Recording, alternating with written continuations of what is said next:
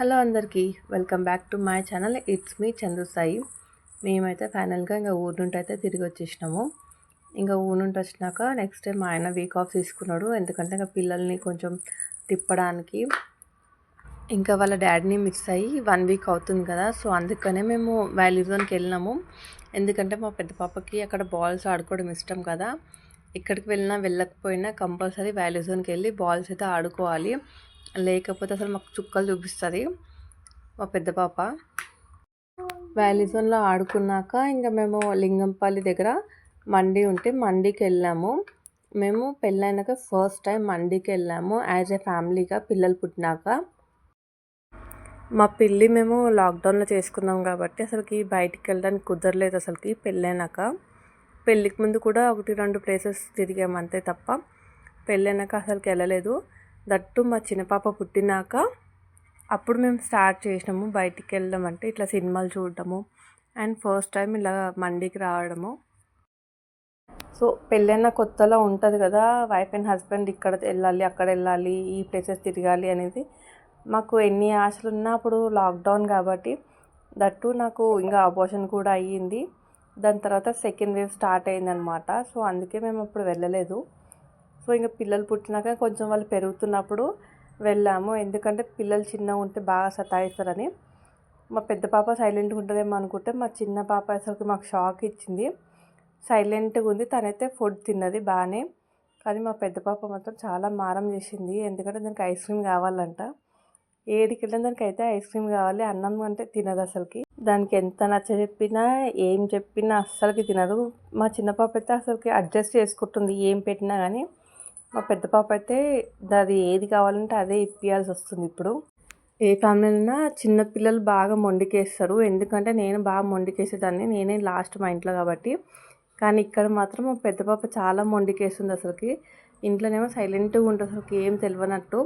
బయటికి వెళ్తే అది ఏది అడిగితే అది ఇప్పియాలి, లేకపోతే ఇంకా ఆడనే ఏడ్చుకుంటూ కూర్చుంటుంది. వాళ్ళ డాడీకి అయితే మస్తు కోపం తెప్పిస్తుంది అది. అది ఎంత కోపం తెప్పించినా వాళ్ళ డాడీకి అదంటే చాలా ఇష్టం. ఎందుకంటే వాళ్ళ డాడీ ఫస్ట్ ఆడపిల్ల పుట్టాలని చెప్పేసి కోరుకున్నాడు. అందుకోసమే అది ఎంత కోపం తెప్పించినా, ఏమన్నా ఏం చేసినా ఇంకా రోడ్డు మీద ఉంటాం కాబట్టి వాళ్ళ డాడీ కంపల్సరీ ఇప్పిస్తాడు.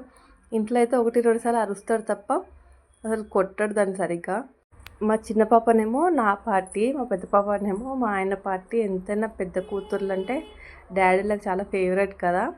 మా ఇంట్లో కూడా మా అక్క అంటే మా డాడీకి చాలా ఇష్టము. నేను దేనికైనా అడ్జస్ట్ అవుతా, ఏదన్నా ఓకే అంట కాబట్టి. అందుకే మా ఇంట్లో అసలు నన్ను అంత పట్టించుకోరు. యాక్చువల్లీ ఈ మండి థాట్ ఎట్లా వచ్చిందంటే, నేను ఊర్లో ఉన్నప్పుడు ఇన్స్టా స్క్రోల్ చేస్తుంటే మండి గురించి వచ్చేదనమాట. అయితే నేను మా ఆయనకు మెసేజ్ చేసిన మండికి వెళ్దామా అని. ఆయన ఓకే అన్నాడు. సో అందుకే మేము మండికి వచ్చి ఫస్ట్ టైం ట్రై చేద్దామని చెప్పేసి ట్రై చేసినాం. మా ఆయన చాలాసార్లు వెళ్ళిండు, కాకపోతే నేనైతే ఫస్ట్ టైము మండికి వెళ్ళడము. సో మేమైతే చికెన్ మండి ఆర్డర్ చేసినాము. ఆర్డర్ తీసుకున్నాక వాళ్ళు మాకు వెల్కమ్ సూప్ ఇచ్చిండ్రు. అది మటన్ బోన్ సూప్ అంట. నాకు తెలియదు. సూప్ తాగినాక మా ఆయన చెప్తున్నాడు, అదేదో ముందే చెప్పింటే తాగేదాన్ని కాదు కదా అంటే, అందుకోసమే చెప్పలే అని చెప్పేసి డైలాగ్ కొట్టిండు. ఎందుకంటే నేను మటన్ తినను కాబట్టి ఓన్లీ చికెన్ అనమాట.